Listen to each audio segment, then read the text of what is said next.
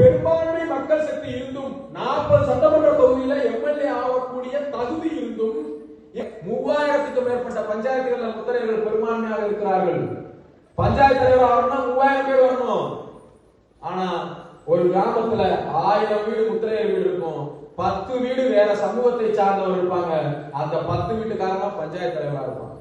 அந்த 10 வீட்டுல இருந்தா ஒன்றிய கவுன்சிலர் இருப்பாங்க. அப்ப என்ன ஆகுது? அங்கே நம்முடைய அதிகாரம் பறிக்கப்படுகிறது. அதை மீட்டெடுப்பதற்கு இது போல 50 பேரை வச்சு பேசினா மீட்டெடுக்க முடியாது. அரசாங்கம் சரிசாய்க்காது. இங்க நாம பேசுறத உள்ளூர் விஏஓ கூட கேட்க மாட்டாங்க, உள்ளூர் காவல்துறை கூட எழுதி அனுப்பாது. அப்ப என்ன பண்ணணும்? எங்க கேட்கணுமோ அங்க கேட்கிற மாதிரி பேசணும்னா ஒரு 5 லட்சம் பேர் திரண்டு இருக்கிற இடத்துல அங்கே அடிக்கணும். தட்டி தட்டி திறக்காத கதவை என்ன பண்ணணும்? ஓட்டி அடிச்சு உடைக்கணும்.